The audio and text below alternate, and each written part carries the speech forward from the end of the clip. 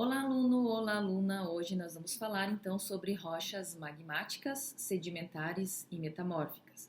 Nós estamos na disciplina de Ciências e eu sou a professora Catiúcia. Então, para iniciar o nosso tema de hoje, para falar um pouquinho sobre as rochas magmáticas, também conhecidas como rochas ígneas, nós temos esta imagem aqui, ó, inicial.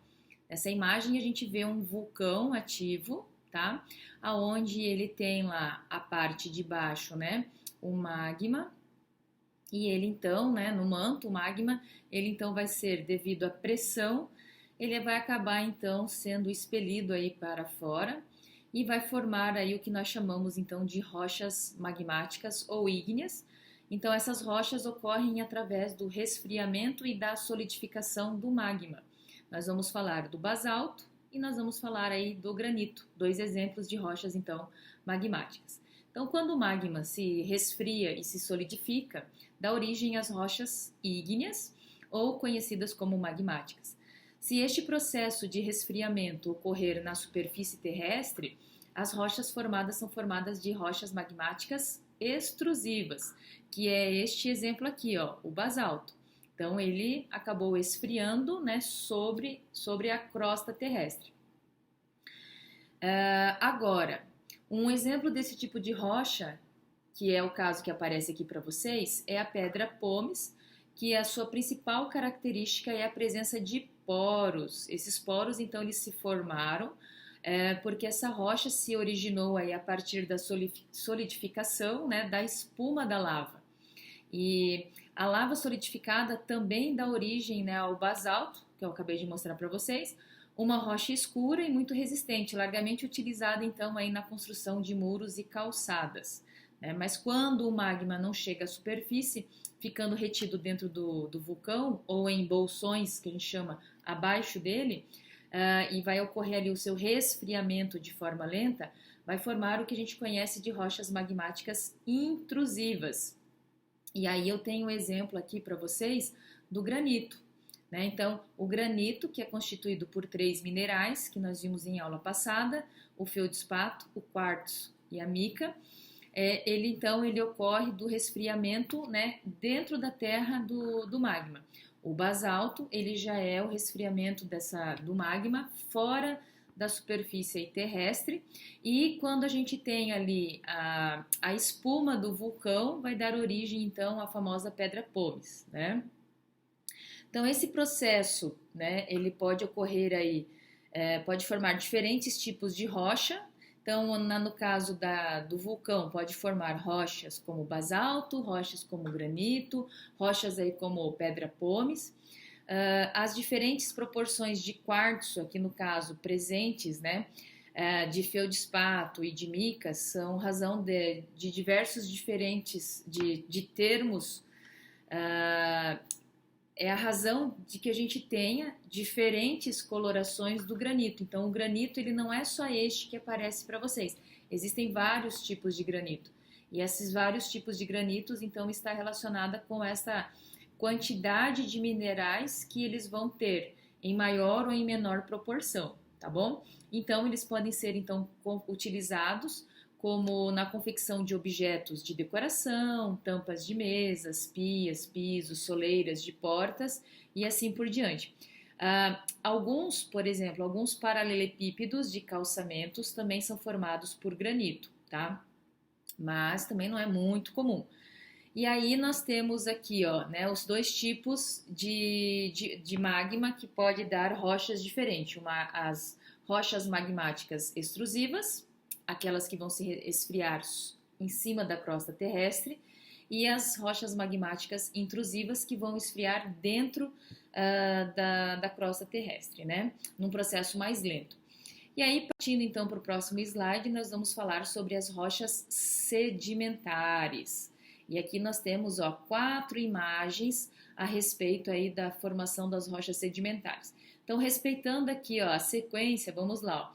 Nessa imagem é a representação esquemática da formação de rochas sedimentares. Essa primeira aqui, a número 1, as partículas e sedimentos chegam à água, ou seja, lá no fundo, né, e vão afundar. Então, esse sedimento vem e fica aqui. Na imagem 2, nós temos o quê? Com o tempo, novas camadas caem sobre as mais antigas, pressionando. Então, vai formando início, né, da formação das camadas. Na imagem 3, nós temos lá novos sedimentos forçam a saída da água, ainda aprisionada nas camadas inferiores. Então, ó, já tem uma, duas, três camadas.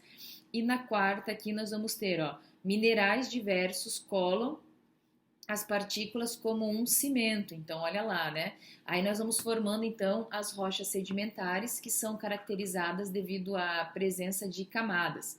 Então, os sedimentos produzidos pelo desgaste e pela fragmentação das rochas podem dar origem aos solos ou às rochas sedimentares. A formação das rochas sedimentares, na formação, podemos identificar então algumas etapas. A primeira etapa seria a sedimentação, a segunda etapa a compactação e a terceira etapa a cimentação. Então eu tenho a sedimentação inicialmente, onde os sedimentos são transportados pela água ou pelo vento e se ocupam em alguns pontos, que é o que ocorreu aqui.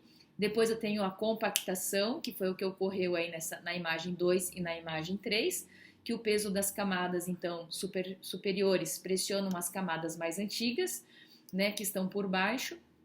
E aí, por último, nós temos a cimentação, que é a etapa final, aqui a imagem 4, que certos minerais dissolvidos na água agem como um cimento, unindo essas partículas, então, e formando as rochas sedimentares. Quando a gente fala de rochas sedimentares, a gente também já associa a questão, né, da presença de fósseis, tá? Continuando ainda para falar de rochas sedimentares, aqui nós temos, ó, uma representação esquemática de uma rocha sedimentar e de seus diferentes estratos. Eu tenho um estrato aqui, o segundo estrato, e aí eu tenho interligando esses estratos, ó, essa regiãozinha aqui de cinza, claro que seria o quê? Como se fosse aquela parte lá ligando, né, fazendo a cimentação, né, seria o cimento para unir. Então eu tenho grãos, eu tenho cimento, eu tenho argila, novamente eu tenho uma outra camada e eu vou formando camadas diferentes. Então, por causa aí do seu processo de formação, a maioria das rochas sedimentares apresenta camadas ou estratos. Então, é muito comum vocês ouvirem o termos as camadas ou os estratos, ok? Então, são exemplos de rochas sedimentares. Por exemplo, o calcário, o arenito e a argila, tá? São 3 exemplos aí de rochas sedimentares. Os sedimentos que vão se acumulando em camadas ou em estratos, eles podem ser vistos em padrões. Aqui nós temos, ó, um padrão, aqui nós temos outro, nós temos mais um padrão, ó, mais um padrão, que é o que a gente até pode verificar aqui nessa imagem aqui, ó. Esse aqui é um padrão de uma camada, esse aqui já é um outro padrão, né? E assim por diante. Aqui nós vamos ter, ó, nessa imagem também, ó, nós vamos ter camadas, né, que vão surgindo aí com o tempo. E aí vão formando, então, esses padrões, vão dando origem aí às rochas sedimentares. A união de grãos de areia compactados, por exemplo, formam a rocha denominada arenito, tá? E aí, agora nós vamos falar um pouquinho sobre a rocha metamórfica, tá? As rochas metamórficas, elas são formadas elas vêm das outras duas rochas, que podem ser então a magmática ou sedimentares, que não chegaram então à superfície, e aí elas podem ficar enterradas e a grandes profundidades, né, na crosta terrestre. Lá embaixo, né, os efeitos das altas temperaturas e da pressão fazem com que então essas rochas sofram transformações. É claro que para expor o que a gente vê aqui, que é o Pão de Açúcar, por exemplo, essa rocha foi produzida, né, foi originada há milhões e milhões de anos atrás. E aí, com o passar dos anos, né, e esse processo, ela acabou então indo para a superfície e ficando exposta. Então, como essas rochas vêm, a rocha metamórfica vem das rochas sedimentares ou das magmáticas, desde que elas tenham elas apresentem, né, no momento da sua origem, características ideais para se transformarem em metamórficas. Essa característica está relacionada com a temperatura e com a pressão naquele momento. Então, uma rocha metamórfica ela é composta dos mesmos minerais das rochas que a originou, porém sua textura e sua dureza são muito diferentes. E aí, quando eu falo de textura e eu falo de dureza, a gente tem que levar em consideração que a textura está relacionada com aquele aspecto estrutural de uma rocha, determinado pelo tamanho, determinado pela forma, pelo arranjo e pela distribuição dos minerais que vão fazer parte, né, do seu componente, né, dos minerais componentes. Quando eu falo de dureza, está relacionado então com a resistência que o mineral apresenta ao ser riscado. Mais para frente a gente vai falar sobre isso também. Então, 2 exemplos que nós temos de rochas metamórficas. O Pão de Açúcar, né? Para quem não conhece, é onde tem um bondinho, lá no Rio de Janeiro. É formado então por uma rocha chamada gneiss, e muitas estátuas, né, foram esculpidas em rochas, né, conhecidas como mármore. E o que eu apresento aqui para vocês é a Pietà, desculpa, né, de Michelangelo, tá? Que foi esculpida então aí dentro de um bloco de mármore, né?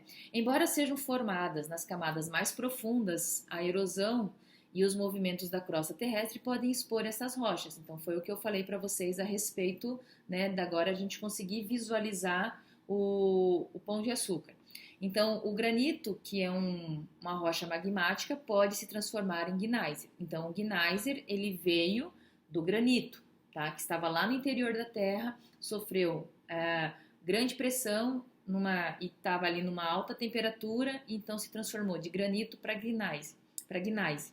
E o calcário, tá? Que é uma rocha sedimentar, ele vai então, né, se transformar em mármore devido à pressão e à temperatura naquele momento, ok? Pessoal, o que eu queria então comentar com vocês era sobre essas 3 rochas magmáticas, metamórficas e sedimentares. Se você gostou do vídeo, não esqueça de curtir. Se você ainda não está inscrito no canal, se inscreva e acione o sininho.